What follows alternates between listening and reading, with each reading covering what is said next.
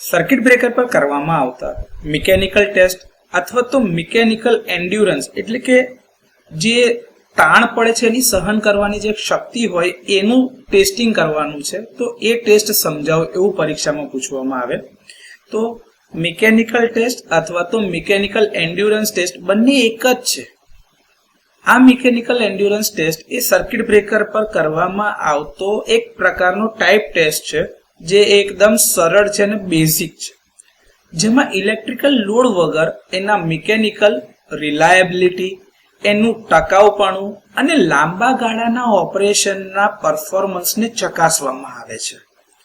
આમાં મૂવિંગ ભાગોની મજબૂતાઈ અને ઘસારો જે થતો હશે, જે કોન્ટેક્ટ મેકિંગ બ્રેકિંગના કારણે કન્ટિન્યુઅસલી ઘસારાનો પ્રતિકાર ચકાસવા માટે તેમ વારંવારની જે પુનરાવર્તિત કામગીરી દરમિયાન ઓપરેટિંગ મિકેનિઝમની વિશ્વસનીયતા એટલે કે રિલાયબિલિટીને સુનિશ્ચિત કરવા માટે અને એ ખાતરી કરવા માટે કે બ્રેકર તમારું મિકેનિકલી મજબૂત છે, એટલે કે નિષ્ફળતા વિના જરૂરી સંખ્યામાં કેટલા ઓપન એન્ડ ક્લોઝ ઓપરેશન કરવાની ક્ષમતા ધરાવે છે.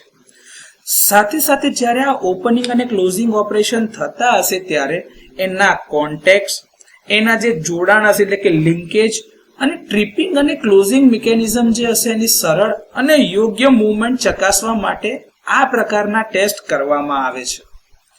આ પ્રકારના પરીક્ષણમાં બ્રેકરને વારંવાર ખોલ બંધ કરવામાં આવે છે અને તે વખતે એને કોઈ પણ પ્રકારનો લોડ આપવામાં આવતો નથી. આને નો લોડ ઓપરેશન કહેવામાં આવે છે. આમાં કામગીરીની કુલ સંખ્યા એ બ્રેકરના મિકેનિકલ ક્લાસ ઉપર આધાર રાખે છે, જે વોલ્ટેજ લેવલના આધારે અલગ અલગ હોય. જો ક્લાસ M1 માં આવતું હશે તો એમાં કુલ 2000 ઓપરેશન કરવામાં આવે છે અને ક્લાસ M2 માં આવતું હશે તો એના પર 10,000 ઓપરેશન કરવામાં આવે છે. ઓપરેટિંગ મિકેનિઝમને મેન્યુઅલ ઓપરેશન અથવા તો મોટર કે સ્પ્રિંગ ચાર્જ મિકેનિઝમનો ઉપયોગ કરીને પૂર્ણ કરવામાં આવે છે, એટલે કે તમારું ઓપરેશન કરવામાં આવે છે.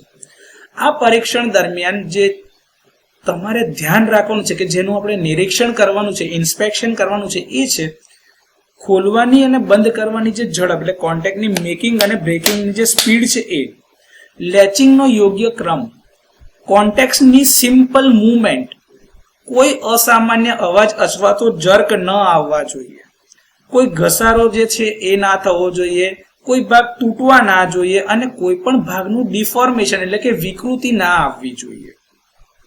આ બધી કામગીરી પૂર્ણ કર્યા પછીથી બ્રેકરને મિકેનિકલ જે ઘસારો લાગે છે તે, એના ઉપર જો કોઈક જગ્યા પર તિરાડ પડી એટલે કે ક્રેક આયા હોય તો એના જે લૂઝ કોન્ટેક્ટ અથવા તો જે છૂટા ભાગો છે એ, એનું લુબ્રિકેશનની કન્ડિશન, એના કોન્ટેક્ટની અરેન્જમેન્ટ, આ વગેરે માટે તમારે એનું ઇન્સ્પેક્શન એટલે કે નિરીક્ષણ કરવું પડે છે.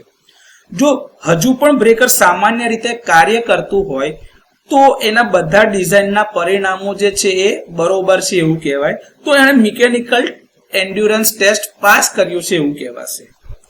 કેટલાક કિસ્સાઓમાં આપણે કોન્ટેક્ટમાંથી કરંટ પસાર કર્યા વિના લગભગ 500 વખત ઓપરેશન કરીએ છીએ.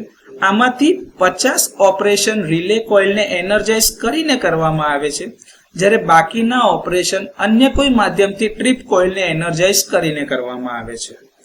આ પરીક્ષણ દરમિયાન જો કોઈ એડજસ્ટમેન્ટ કરવું હોય તો એ થઈ શકે એમ નથી, કારણ કે આમાં કોઈ પણ એડજસ્ટમેન્ટની મંજૂરી આપવામાં આવતી નથી, એટલે કે પરવાનગી નથી. આમાં ભાગોમાં કોઈ પણ વિકૃતિ અથવા તો ઘસારો ન થવો જોઈએ એનું ખાસ ધ્યાન રાખવામાં આવે છે. જો નિષ્ફળતા વિના બધી કામગીરી તમારું બ્રેકર પૂર્ણ કરતું હોય તો એને મિકેનિકલ એન્ડ્યુરન્સ ટેસ્ટ પાસ કર્યો છે એમ કહેવાય. આમાં ચેક કરવાનું એ છે કે કોઈ પણ અતિશય ઘસારો ન લાગવો જોઈએ, એની અંદરમાં કોઈ ડિફોર્મેશન એટલે કે વિકૃતિ ના આવી જોઈએ અથવા તો એને કોઈ જાતનું નુકસાન ન થવું જોઈએ. ઓપનિંગ અને ક્લોઝિંગ થવાનો જે સમય છે એ ટોલરન્સ લિમિટ એટલે કે મર્યાદામાં રહેવો જોઈએ. કોન્ટેક્ટની સ્પીડ અને અરેન્જમેન્ટ જે છે ટોલરન્સમાં રહેવા જોઈએ અને હજારો કામગીરી કરવા છતાં એટલે મેકિંગના બ્રેકિંગના ઓપરેશન થવા છતાં પણ ઓપરેટિંગ મિકેનિઝમ સરળતાથી કામ કરતું હોવું જોઈએ.